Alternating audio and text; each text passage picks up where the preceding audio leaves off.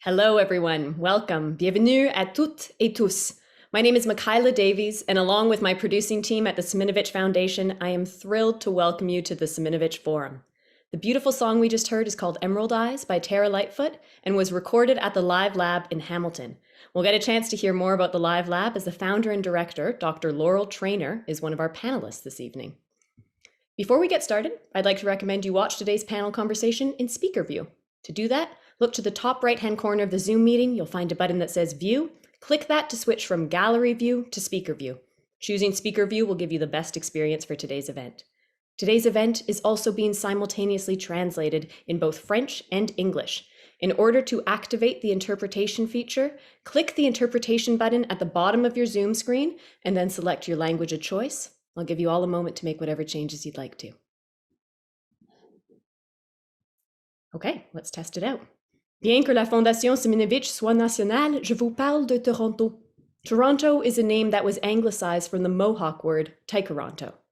I want to acknowledge that Tikaronto is on the dish with one spoon territory and is the traditional territory of many nations, including the Mississaugas of the Credit, the Anishinaabe, the Chippewa, the Haudenosaunee, and the Wendat. For anyone who isn't familiar, the Dish with One Spoon Wampum Treaty was made between the Haudenosaunee and the Anishinaabe, and it has three basic principles. Take only what you need, leave some for everybody else, don't harm the land. It is our shared responsibility to make sure that dish never goes empty. As a settler, I want to recognize that our current caretaking practices of the land aren't holding up this bargain. I remember as a kid being able to look up at the night sky and see stars in my hometown of Montreal. Now, most city dwellers have to drive a few hours away from the smog to see any sign of constellations. It's worth underlining that Indigenous knowledge has been teaching through stories how to keep our environment sustainable long before Western science came along. I think it's important to acknowledge the rich history of this practice at a panel exploring the connection between science and stories. Now, many of you here will know that the Siminovich Prize was created 20 years ago to honor the great scientist, Dr. Lou Siminovich, and his brilliant wife, Eleanor, who was a playwright. Lou lived a rich life, deeply engaged in science, art, and learning, and sadly passed away on April 6, just 3 weeks shy of his 101st birthday. I would like to introduce a very special guest to say a few words about Lou before we begin today's panel discussion. The Honourable Elizabeth Dowdeswell is Ontario's 29th Lieutenant Governor, building resilience and sustainability through inclusive economic prosperity, environmental stewardship, and social cohesion, as well as safeguarding democracy, have been the focus of her mandate. Madame Dowdeswell est partisienne de longue date de Prix Siminovich et amie de feu Lou Siminovich. Nous sommes heureux d'accueillir l'honorable Elizabeth Dowdeswell, lieutenant-gouverneur de l'Ontario, alors que nous prenons un moment pour rendre hommage à la vie remarquable de Lou Siminovich. Good evening, family and friends of Lou Siminovich, and indeed to all of you who join us because you have in some way benefited from his vision. Bonsoir, bonjour. C'est un honneur pour moi d'être avec vous alors que nous rendons hommage à une vie des plus remarquables. I think that I first met Lou while serving on the board of the Ontario Genomics Institute. All the passion and humility that I would soon come to know as unmistakably characteristic was there in just our few first interactions. Impetuously, I would ask him for a layperson's definition of genomics. What was it?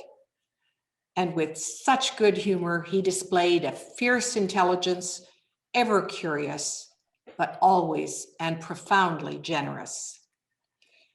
I respect but won't endeavor to cover the staggering breadth and extent of Lou's extraordinary contributions as a pioneer in molecular biology. Much has already been written by great minds, by his colleagues and students throughout the years. Instead, I wish only to observe that one of the most remarkable things is that he didn't keep all that he knew, all that he discovered to himself, locked away, accessible to merely a select few. Rather, he wished to share it far and wide with colleagues, young researchers, with Canada, and with the world. In Brecht's Life of Galileo, it's said that the world of knowledge takes a wondrous turn when teachers themselves are taught to learn. Lou never needed to learn this lesson. He just seemed to know it, as all natural educators do. Dans la communauté scientifique, il était ainsi un homme d'une excellence extraordinaire et durable. Mais dans notre communauté nationale, notre vie civique et culturelle, il incarnait l'esprit de la Renaissance. Lou did not believe in the cold, if you like, fixed hierarchy of knowledge. In fact, his contributions indeed transcended it. The many complex problems we face as a world community, especially those generated by the COVID-19 pandemic, actually require us to consider the social and scientific dimensions together, not as polarities, but as equals, capable of rising to meet today's challenges, necessary to conquer them. So tonight's conversation on how the union of art and science can be the key to creativity is in this way an ideal tribute to someone who knew intuitively the promises of both fields to reveal the mysteries of human existence, and also how both endeavors, science and the arts, require nurturing and support.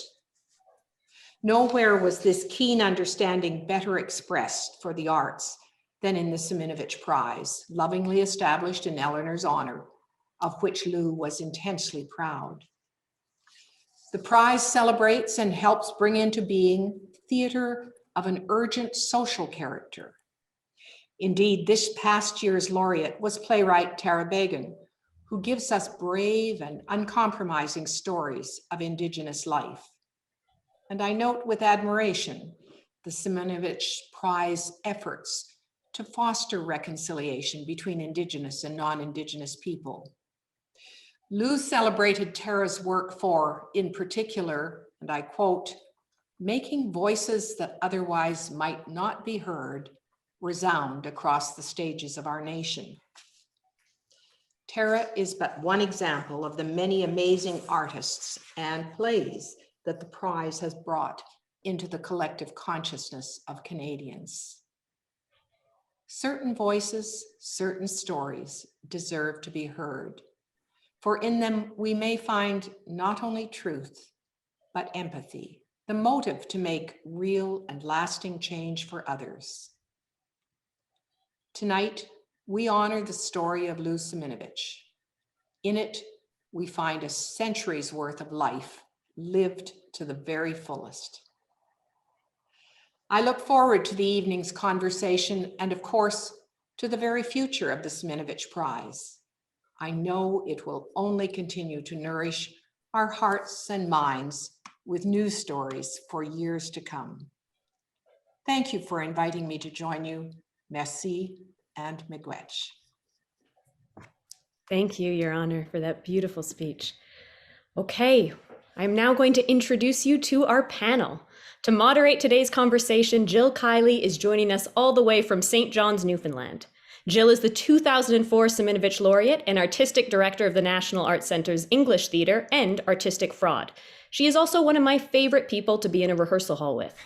Jill is one of the most inventive directors I know, and she is constantly seeking new ways to optimize the creative process in rehearsals. We are very lucky to be having her here leading this conversation. Welcome, Jill. Joining us from Toronto, Ontario, Dr. Suvendrani Lina is a playwright and neurologist. Suvendrani works as the staff neurologist at CAMH and at the Centre for Headache at Women's College Hospital. Her work as a playwright has been produced by Cahoots and Factory Theatre. Joining us from Saskatoon, Saskatchewan, Yvette Nolan is a playwright, director, and dramaturg. She was artistic director of Native Earth Performing Arts for 8 years and is the current artistic associate with Signal Theatre and the company dramaturg for Some Theatre. Nous joignons depuis Montréal Antonia Lené-Granger est directrice artistique du Théâtre du Renard. Artiste et éducatrice, elle se spécialise dans le théâtre-objet et la création transdisciplinaire, notamment les points entre l'art et la science. And joining us from Hamilton, Ontario, Dr. Laurel Trainer is a professor of psychology, neuroscience, and behavior at McMaster University. She is a CFAR Fellow and the founding and present director of the Live Lab, a unique research concert hall that is equipped to study how performers and audiences interact. Thank you for joining us today, all of you. And Jill, I'm going to hand it over to you. See you in a bit. Thank you. Thank you, Michaela, and thank you, Your Honor. Science and theater. Contrary to popular belief, they have more in common than not. They both require creativity, a willingness to experiment, and a deep curiosity that seeks to answer questions of humanity. But while they have many similarities, there's often a division between the two. From an early age, kids are encouraged to join either the sciences or the arts. But today, I'd like to start off by exploring some of the ways that science and theater can strengthen one another. Laurel and Suvendrini, as two scientists with artistic backgrounds, what do you think science can learn from the theater?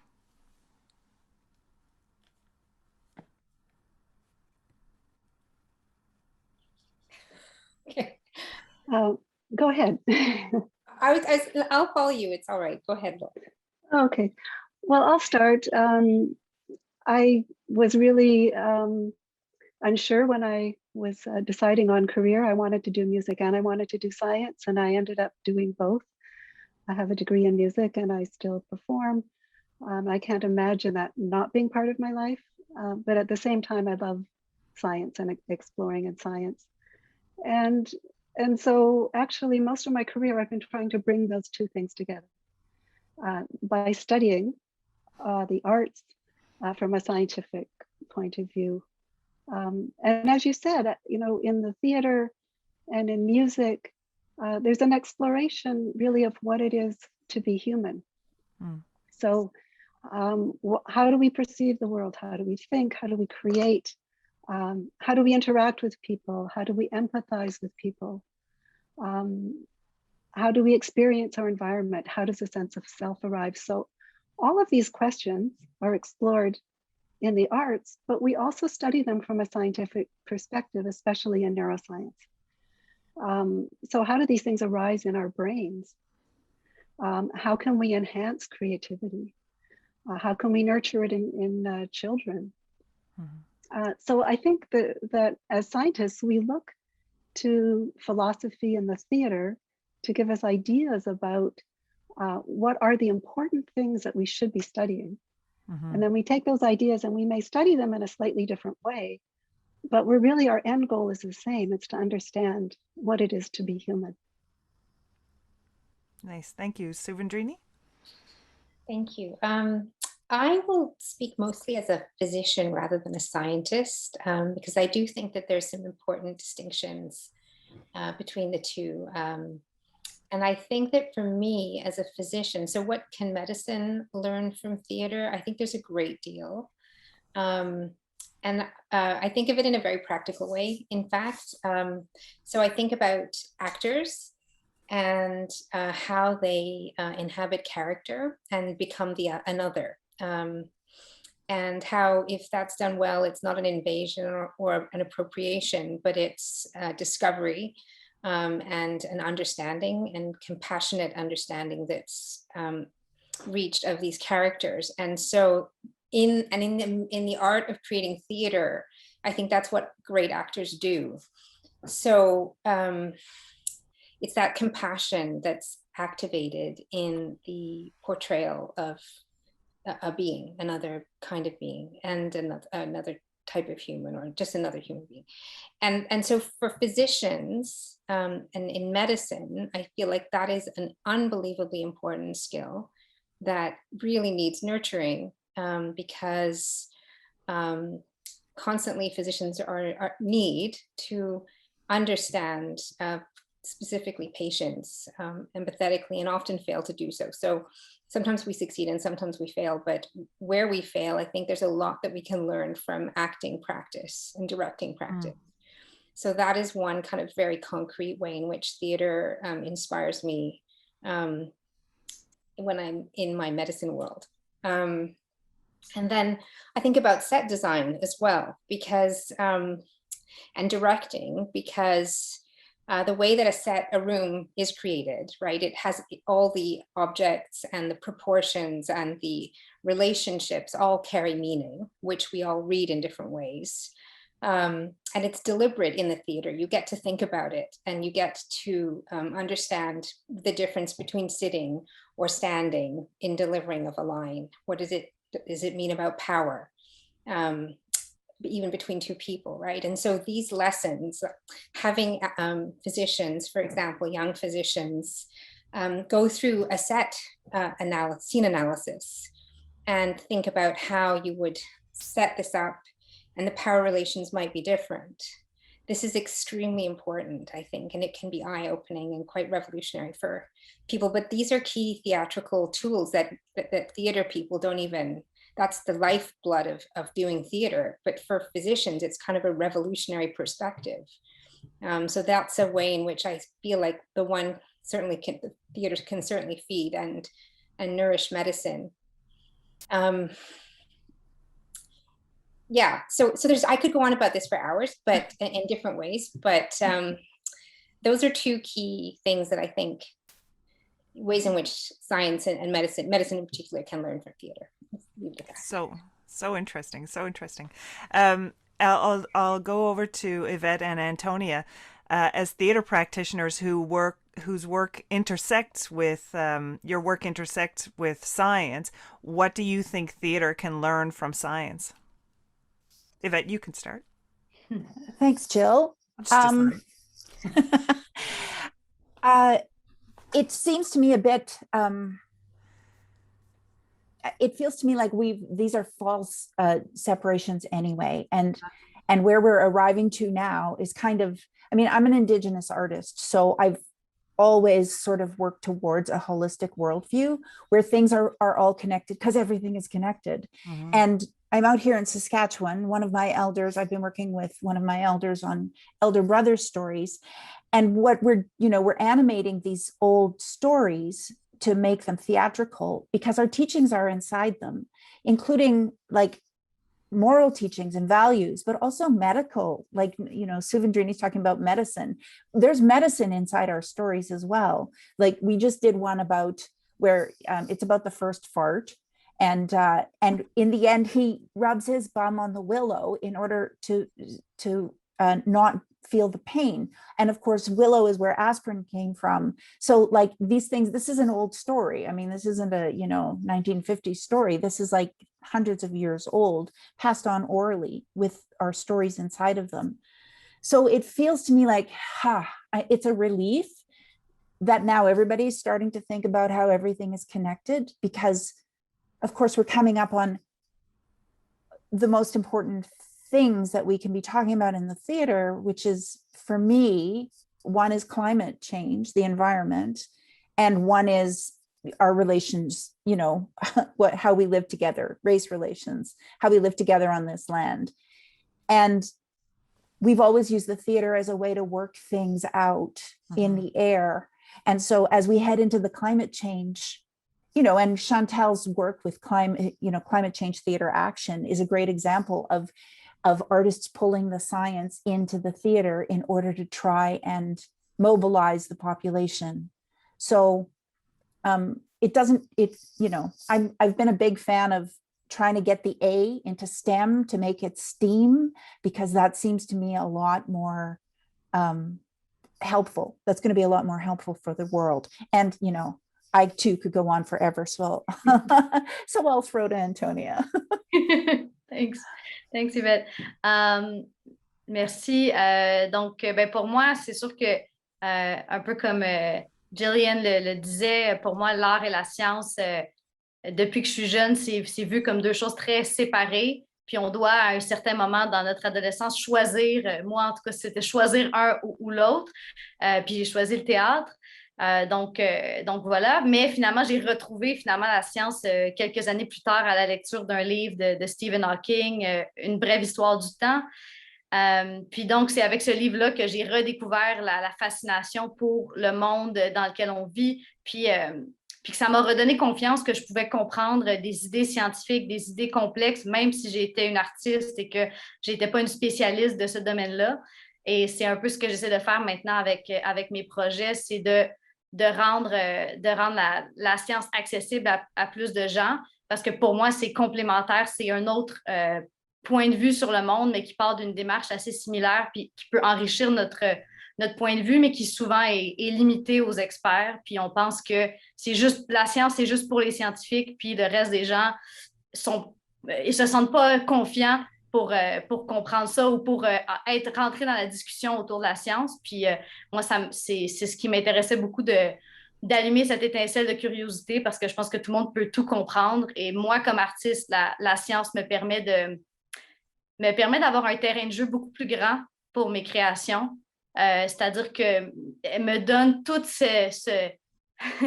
like all this land to play with. Ça me donne tout cet espace pour jouer, dans des questions qui ne sont pas souvent traitées sur scène aussi. Donc, ce que j'aime, c'est de pouvoir aborder des questions qu'on a souvent réservées juste au côté scientifique. Donc, les amener sur scène, ça donne une fraîcheur, ça donne quelque chose de nouveau et de différent, dont on ne parle pas souvent de mathématiques ou de philosophie sur scène. Donc, moi, c'est quelque chose que je trouve qui est très enrichissant pour ma pratique, de me dire que je ne vais jamais avoir fait le tour, puis je ne vais jamais avoir fini Il y aura toujours d'autres thèmes desquels je peux traiter si je parle de science, parce que c'est assez infini, c'est grand comme l'univers. Donc, c'est un terrain de jeu qui me plaît beaucoup d'explorer. Voilà.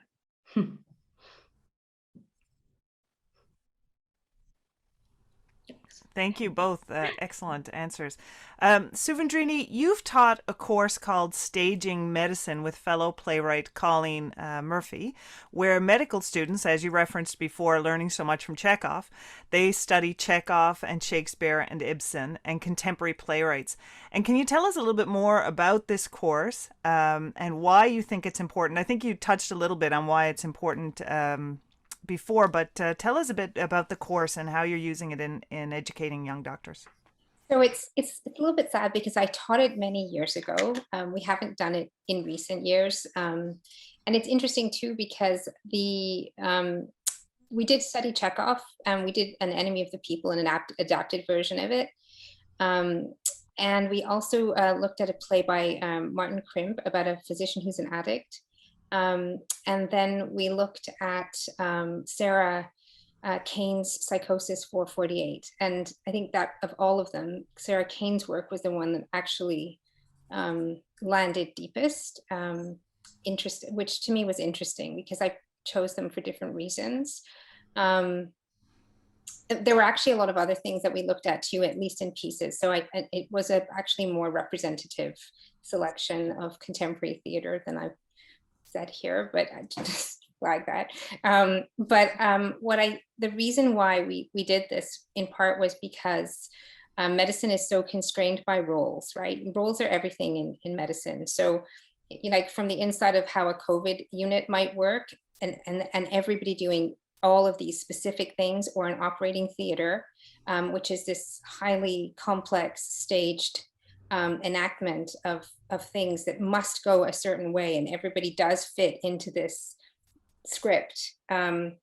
So that's that is the structure of Western medicine and how it delivers diagnosis and healing. And I think that this is one form of medicine.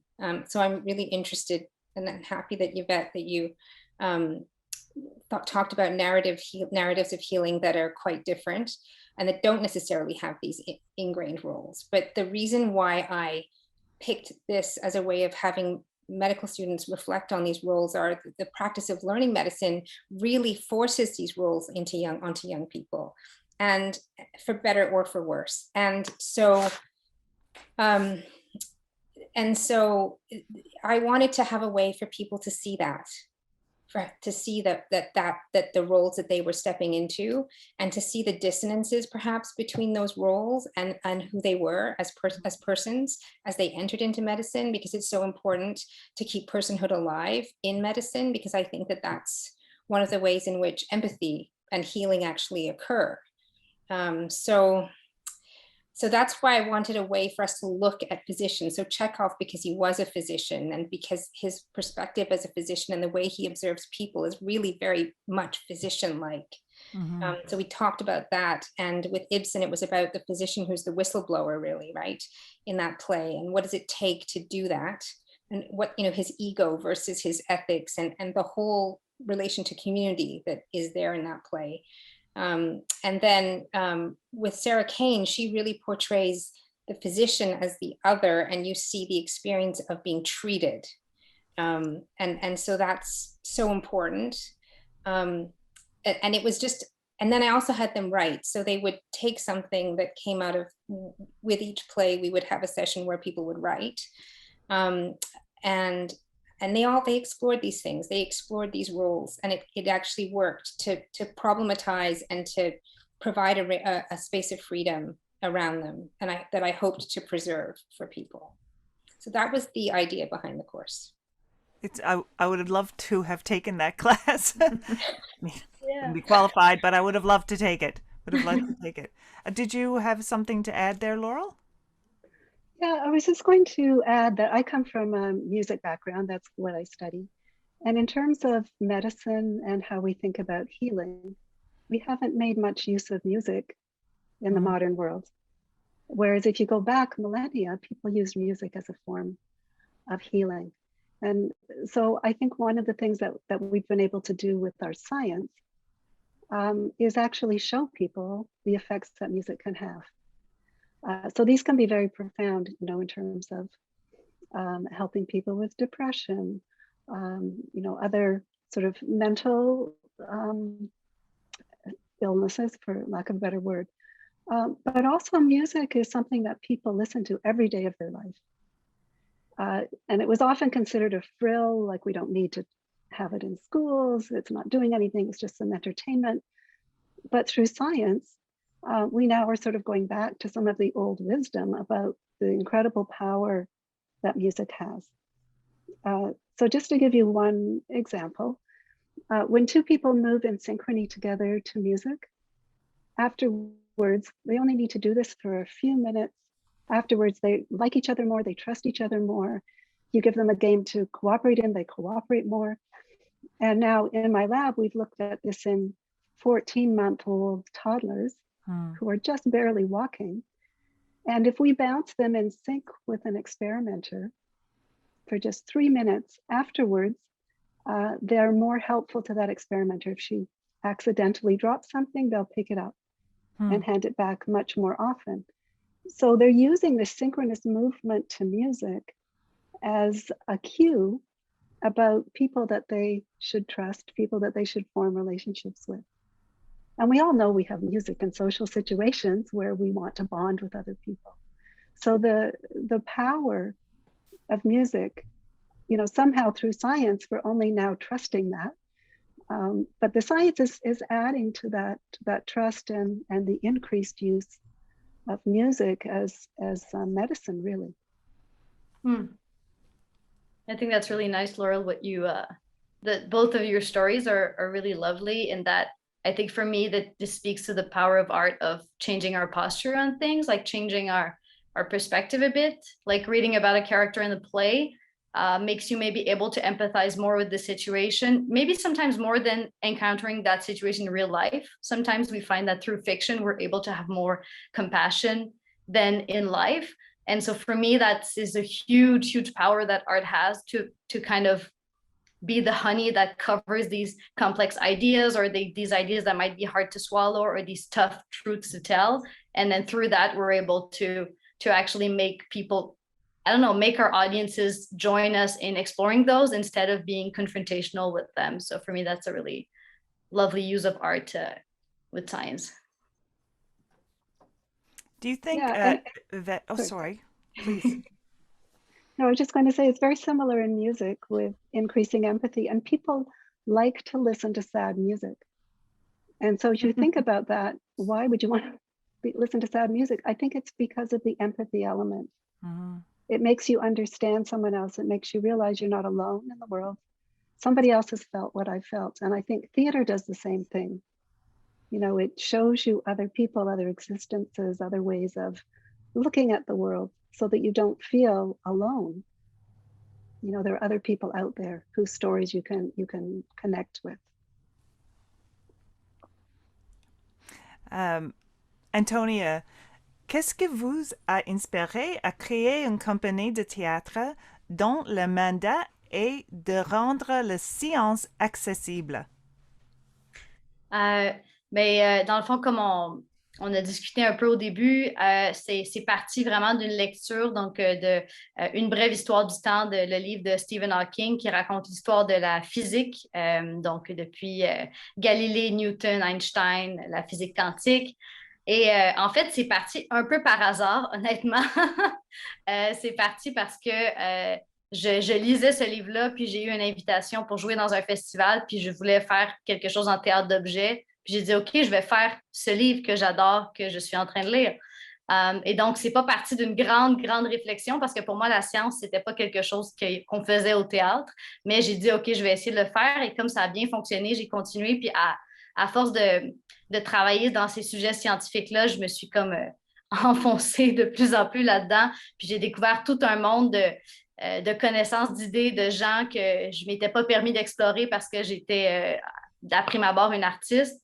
Donc, pour moi, ça a vraiment été une révélation. Puis depuis ce temps-là, j'ai tellement de choses à explorer que j'ai envie de parler de plus en plus de science. Puis aussi parce que je me rends compte que chez les jeunes, on en parle encore à l'école, mais pour ce qui est des adultes, c'est vraiment quelque chose que souvent on a peur, on n'a pas trop confiance avec la science quand c'est pas notre domaine ou quand on n'était pas bon en mathématiques, on se dit qu'on peut pas comprendre, puis on barre tout ce pan-là de notre vie, alors que les arts, on peut les pratiquer comme hobby, puis personne ne trouve ça bizarre, mais la science comme hobby, personne ne fait de la science comme loisir, ou en tout cas, c'est très rare.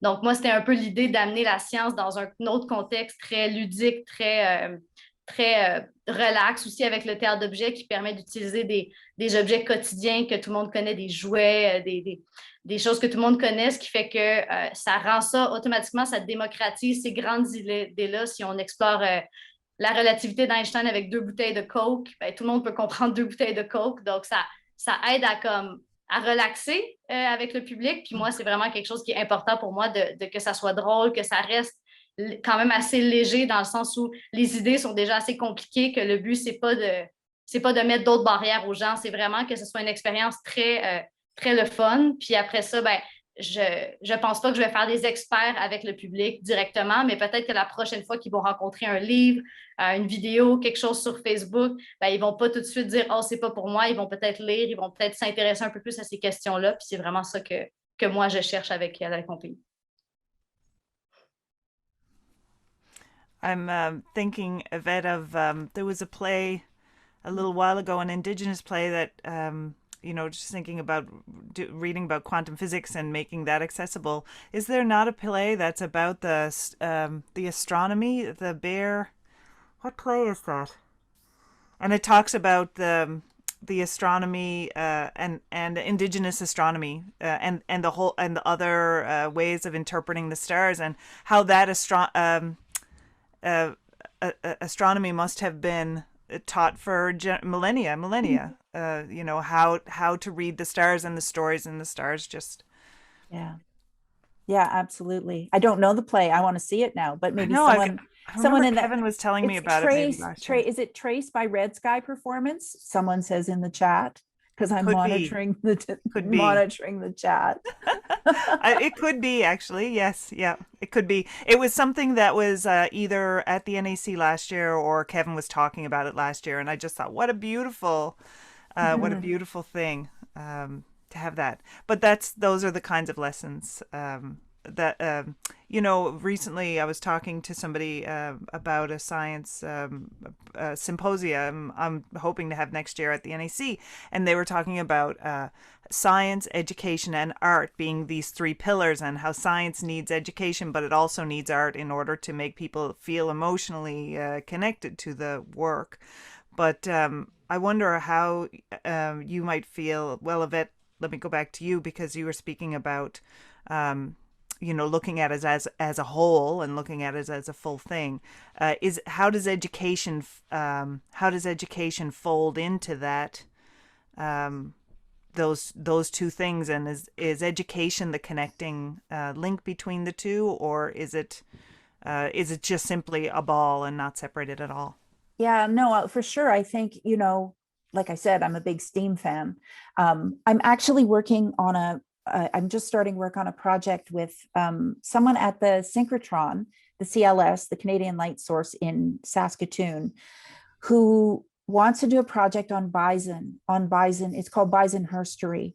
She's an indigenous researcher, and she wants to bring more indigenous students into science by tracking back through bison oral history about the bison. But she also has this great big tool at her disposal, which is the light source, which she can track all kinds of things. So she's looking at the bison herds all over Turtle Island and how they are connected, like how they are related, all my relations to each other. And so she's cooked up this project where we're going to go and interview people who still have memory of the oral histories of the bison to see if we can connect all of them. And then we're turning this into a play for young people so that they can see that history and be intrigued enough to go like, hey, I can go into science. I want to work at the synchrotron. Right. And so I'm going to, this is Bernie's big idea about how to get more Indigenous kids into the sciences by connecting them through education to the stories. And I'm like, sure, that sounds like fun. We can do that. So because again, I keep coming back to all of these things were never meant to be separated like this. Like the silos are so destructive. And, everyone's talking about how theater creates empathy. And I think that is sort of the thing that we are like in short supply of right now. We're watching the big fight, not only in the States about the science and sort of that just, the fear versus the science.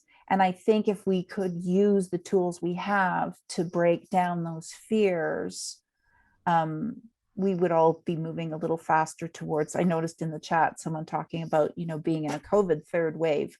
Or as I heard someone say, it's actually a new pandemic. It's not a third wave, it's a new pandemic. That's cheery thinking. Yeah, I think and I always feel, I've always been impatient, let's get on with it. And the world has only proved me righter and righter. So when we have an opportunity like this to bring the science people and the art people together to talk about how we are part of the change, it's really thrilling and gratifying. I love the idea of being part of the change. I didn't know that artists had that much power when I started out, but you see it more and more. Laurel, most creative people are familiar with the idea of being in the zone, as it were. I've said that a few times. I understand that the scientific term for that is called flow. Can you explain to us what flow is and how it applies to the creative processes of science and art? Yeah, well, it's something that's actually experienced, I think, very similarly in the arts and the sciences. So flow, it's really defined, it's an altered state of consciousness, really, in which a person is engaged in an activity with just total involvement. So there's an intense concentration, there's merging of action and awareness, so it feels like you're doing things spontaneously and automatically without having to think. There's a loss of self-conscious monitoring, so you're not worried about what other people think of you, for example. It's accompanied by a loss of sense of self. It involves distortions of time, so hours can seem like minutes. And one of the things that intrigues me about it is the experience is intrinsically rewarding. Mm-hmm. So many people seek out the flow experience because it is pleasurable. And there seem to be two main things that are required for it. One is there has to be this balance between challenge and skill. So it can't be too easy. So you really need to work at it, at something, but it also needs to be achievable. So it has to be something that's challenging but achievable. And so your attention then can focus on the higher level goal and not on sort of the nitty gritty of how to do all the steps. Mm-hmm. And so it needs clear goal, clear feedback on how you're doing. So I find that state really intriguing because scientists get into it when they're being creative. Musicians, especially when they're playing with other musicians, they report being in this state. I'm sure in the theater, people feel this when it's really working, and you're in a dialogue with somebody else. You're in this state of flow. So we know something about the brain, what is going on in the brain when you're in this state. So basically, there's reduced activity in some of the executive control parts of the brain, like the frontal dorsal prefrontal cortex, dorsolateral prefrontal cortex, those areas. But we don't entirely understand it. It seems to be a state that involves the interaction between a lot of different brain regions, some activated and some deactivated.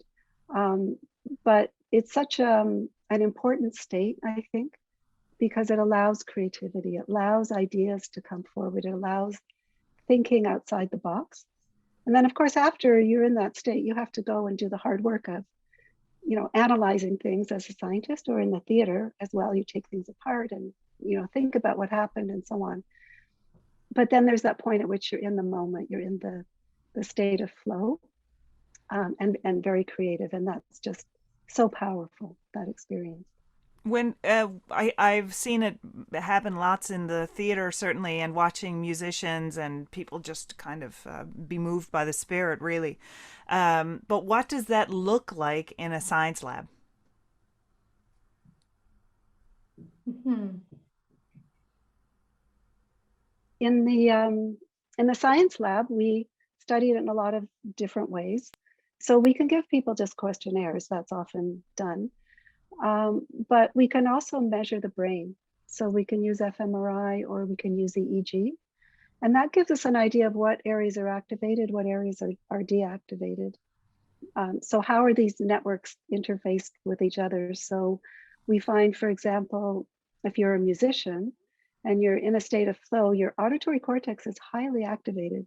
You're doing all sorts of really complicated perceptual things. Your motor system is highly activated. But at the same time, usually when you're in that state, your frontal areas, your prefrontal areas are also highly activated and they're controlling everything. But in this state of flow, you turn those areas off. So they're no longer, so your motor system and your sensory systems are still there and working hard, but that conscious state of control gets turned down. Yeah, I guess I'm also thinking about what it looks like for scientists when they get in the groove and they're like, "Oh, I know exactly, Eureka, those moments." What is that? Yeah. Is that Yeah. writing a paper? Is that Good Will Hunting on the chalkboard? Yeah, that's really interesting because I think for some people, they define flow as being action, so things that you're doing. But it's clear now you can get into a state of flow, say playing chess. Mhm. You can get into a state of flow where you're thinking about a mathematical problem, or you're trying to solve some neuroscience thing where you just get so absorbed in the question and all the different strands that have to go into finding an answer. So it's really essentially the same state for a scientist as it is for, say, someone a musician or in theater. I imagine it is. I've heard people describe it as being connected to the gods, like that that when you hit that moment, you're not thinking about what you're saying, you're not considering all those things, those parts of your brain that are editing you are gone, and you're just going, and it's not from you, it's going through you. It And I feels you wonder, lose the sense of yourself. yeah. So you feel like you're just doing this, but it's not actually you doing it. Do people not in the arts or science experience this? I wonder if people who just don't go into those creative fields experience that out of body kind of I glorious, don't know. ecstatic thing. It could be experienced more in those fields, but it's certainly experienced by people in sports.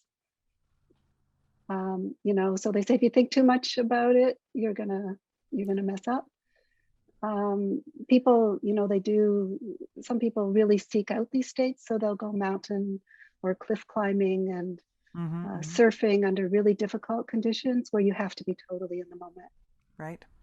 And they, you know, they find that very powerful, those experiences. So I think you can find this state in a lot of different ways. But certainly anything that's creative, it's a really important and powerful state. Yep. I believe anybody can find flow. I believe it. I believe it. Oh, meditation. Yeah, that makes sense. Yep. Okay. Thank you. Yvette, what are the advantages of bringing together science and theater versus science and film and TV? Oh, there's no. Someone who's just spent like 10 months on the Zoom machine. It's breath. Yeah. It's breath. We breathe together in the theater, right? Like it is having to share space with each other. And someone was talking about the heartbeats before. I don't know if it was one of us or if it was in the chat, because I'm watching all these things happen. Music and heartbeats, right? I mean, for us, it's the drum. The drum is, you know, Mother Earth, but it's also like in the theater, we start to breathe together and our hearts go together. It's a communal experience. And I don't know the science about that, but theater, I want to throw this in because I have because it's magic to me. A friend of mine who is an American Army vet saw a production of Richard III, and he realized from watching the production that Richard III had PTSD, and then he realized that he had PTSD, and then he got his ass out of the Army, and then he went to school and got his MFA and became an actor, and then he started a program called Decruit, which uses Shakespeare to undo the process that they have done to soldiers. So soldiers are recruited and then they're made into soldiers and then they're sent away and then they come back and they are not unwired. So they're not necessarily fit for society. And Stefan uses Shakespeare to decruit people. He works with veterans, but now he's starting to work with other people with other trauma with Shakespeare to undo it. And this all sounds like, you know, like this, except he's working with like science people who have now gotten really interested in what is happening inside human beings by working with the language, by telling these stories to undo trauma. And so there's all kinds of, he's an actor and he's a director and he's a Shakespeare geek, but at the same time, there's all these papers and things going on around him that he's participating with scientists writing about what is actually happening inside people to undo it. And that is a thing that we can't, I mean, I know we're all stuck on the internet right now because of the pandemic, but that is work that really needs to happen in spaces with people breathing with each other. I love, Eric left a note here that says the word conspire literally means breathing together, which I love. I love that. Suvendrini, while you were studying neurology at the University of Toronto, you had to complete a research project to graduate. You pitched to your program that you would write a play. Why did you decide to use playwriting, besides the fact that you're a pretty good playwright, as a tool to communicate your work? Okay. I saw your play Enchanted Loom. I really loved it. It was great. It's good. That's such a switch. I wanted to just say before I try to answer that in this thought about breathing in the pandemic, I think is so profound. And I'm just very conscious of it these days because I'm working in COVID testing and vaccinating and various things. And so I'm always in PPE, and the whole thing about the breath of others and the way it's become, and, you know, I mean, there's so many resonances too with what happened with George Floyd too. It can't, I can't disentangle them, but this thing about breath to me is perhaps the word of the moment or the time. And I mean, it connects to the environmental crisis as well and the earth's breath. And so I feel like it's, when you were speaking about that, it punctured me. I just wanted to stop and say that before I plunge into, yeah. So breath is what theater gives us, I think, together. It's just so precious. And I'm very much looking forward to having that happen again. Okay. So why did I use theater as a tool to create a thesis? So yeah, this in neurology at U of T in the 4th year, everybody has to do a research project. And for some reason, I felt I couldn't. I'm so drawn to narrative. So I needed to find a way to present a thesis in narrative. And I think why I love theater so much is because it always allows you to present multiple perspectives. It allows you to have so much ambiguity. And it's, of course, there's great work done for monologues and things, but the ensembles are what I am drawn to, work that's truly ensemble and allows you to have many developed characters who don't agree and who don't come from the same place and who shine lights on each other in different ways. And so it started with this seizure conference, which is something that happens in medicine whenever anybody has intractable epilepsy. And one of the solutions for this is to try to remove a scar that may be causing the seizure. So if you can define where that scar is, sometimes with EEG, as Laura was discussing, you can localize the trauma, okay, the scar, and try to take it out. But there's always a very complex discussion between many different players, like a neurologist, a surgeon, a neuropsychologist, an EEG specialist, all kinds of people who bring their perspective to bear on what will happen if you take this piece of the brain out, right? What will you lose? What will you gain? Is that the lesion? And it's a philosophical question when it's about trauma. So it just, that was how it started. But theater can house that in a way that I think few other forms can. I don't think another form houses it in the same way as theater can. I think that's what it offers us. I think, Suvendrini, this is a good opportunity to get you to talk about the Enchanted Loom and that particular, I mean, it's a beautiful kind of Shavian dilemma about your character who Thungan, yeah. Thungan, who had a scar from trauma and who had the opportunity to remove the scar, but which would have stopped his chronic and brutal epilepsy, but then he would have removed his memory or a part of his memory, and the part of his memory that would have remembered his eldest son. So losing that part of his, it was such a good debate. Like that was such an interesting and good debate. Please tell us a little bit more about that project. So I think the issue there is that in his seizures, so seizures can sometimes be visual hallucinations. So he has this visual hallucination of the face of the son who he lost in the Sri Lankan Civil War as a consequence of that war. And he was a journalist, so he was a politicized political prisoner, and that's where his trauma came from. But also the family lost one of their sons. So he's invested in still being able to see that one. That's the one thing of his son that he has, this memory, this vision. But at the same time, in order to kind of live in the present moment and to connect with the children that he has, he needs to let go of that. That's one way to look at it, right? Another way to look at it is, can you really cut trauma out? What's lost with it? What does it teach? Mm-hmm.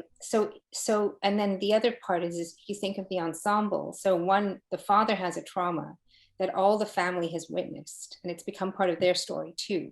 So if the father cuts it out of his brain, it's still in the memory and the skin of the family.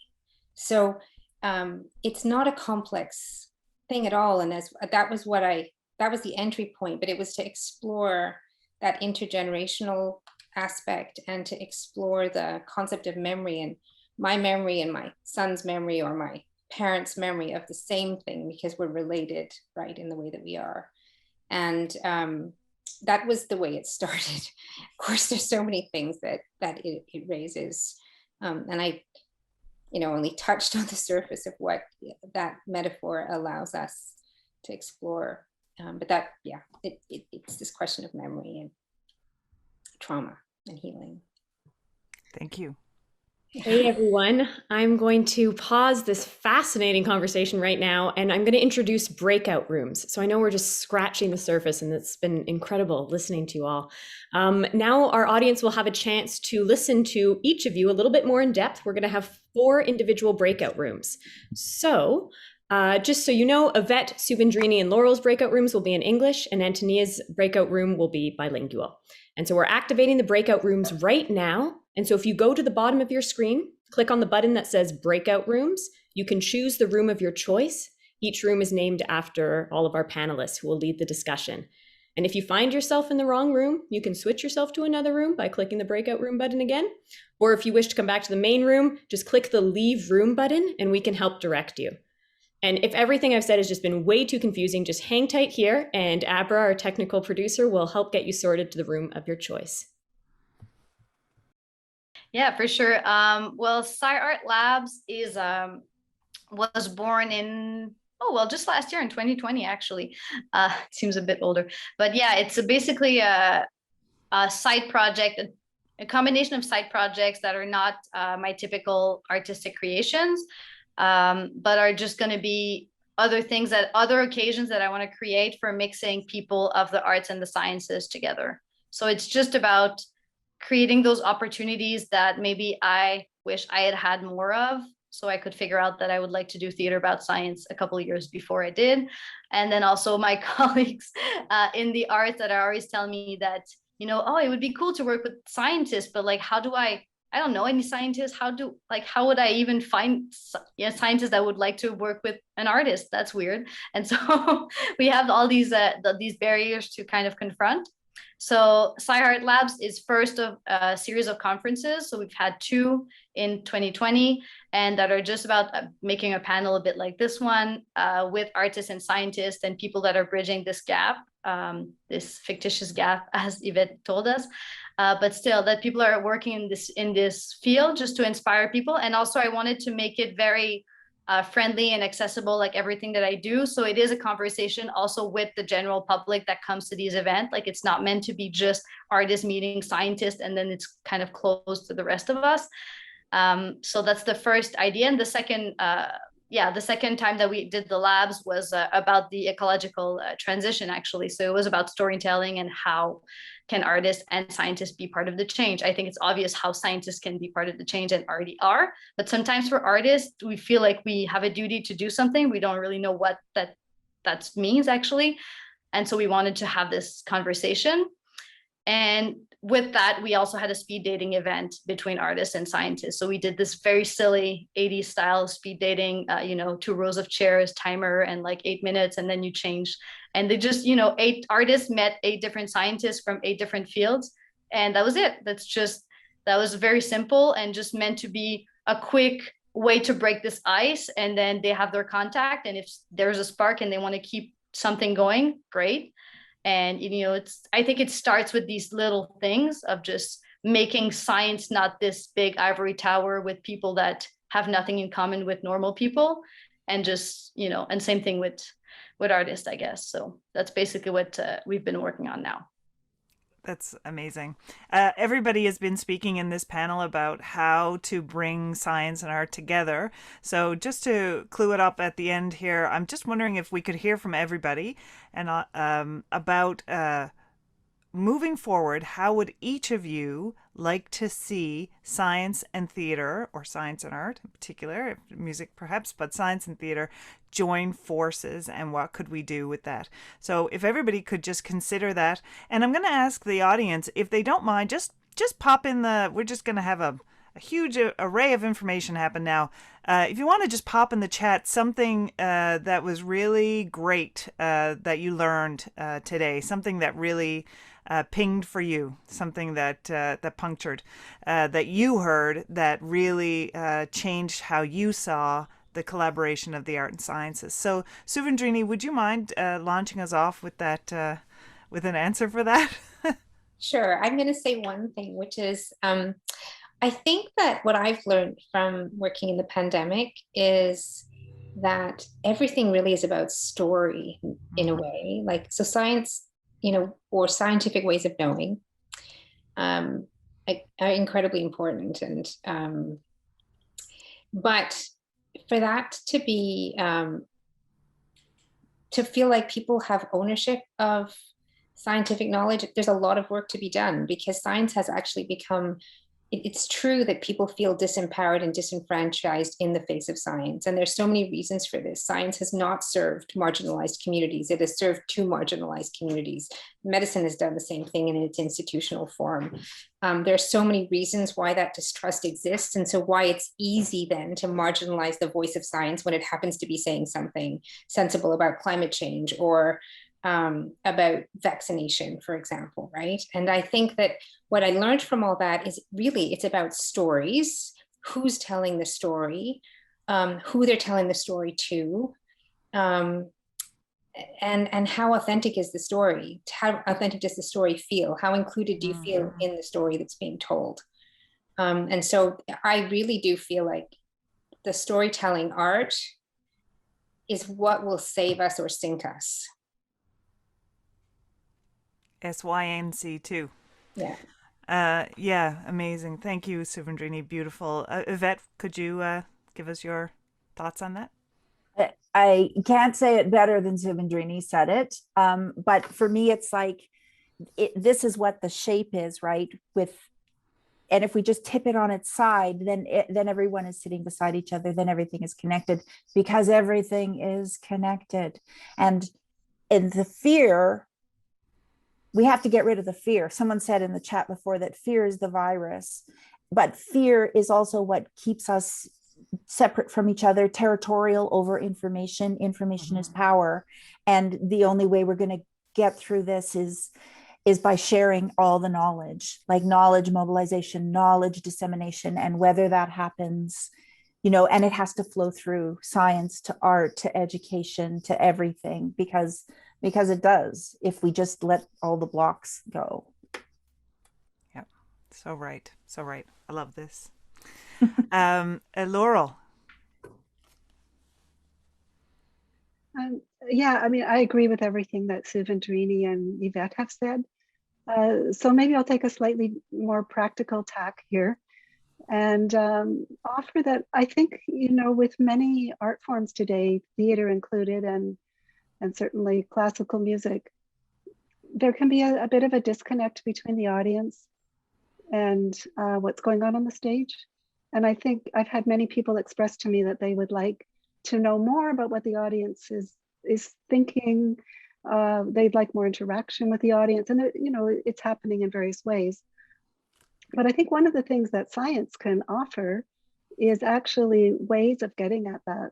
So, for example, in some of the work that we're doing, we can measure EEG and heart rate and movements of a whole audience, 100 people, when they're watching something.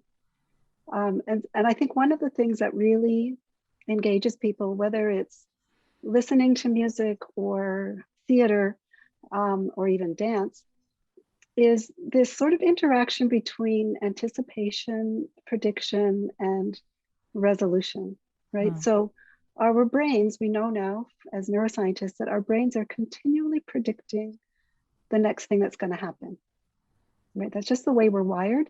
And then we see what happens and we see if our prediction was correct.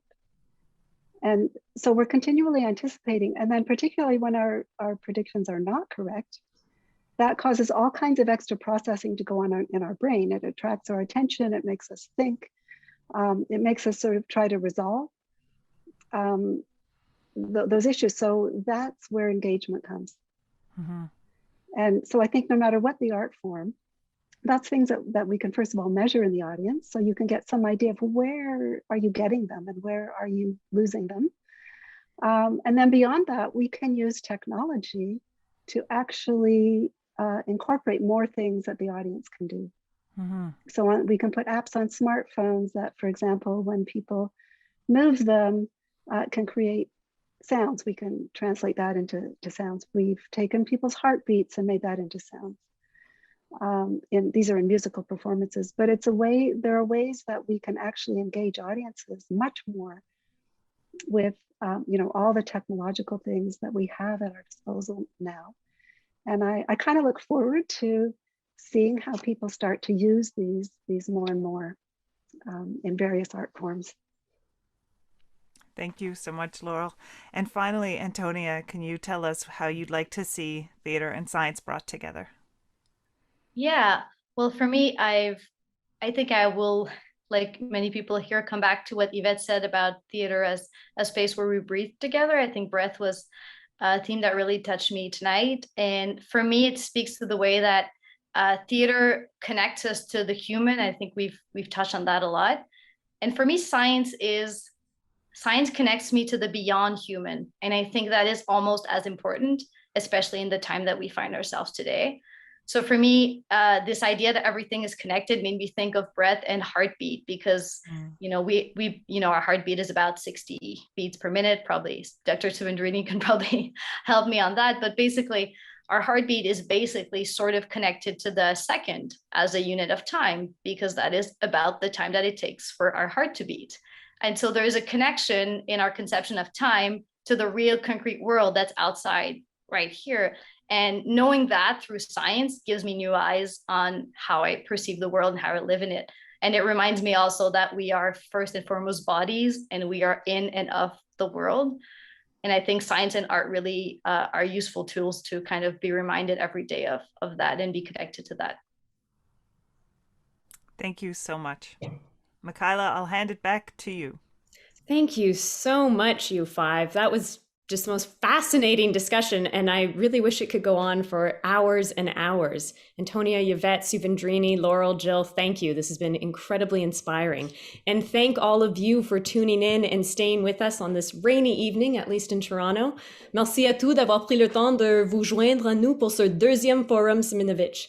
For those of you who might not have been familiar with the Simonovich Foundation before today, the organization has stimulated innovation in Canadian theatre by awarding $120,000 in prize money annually for the past 20 years.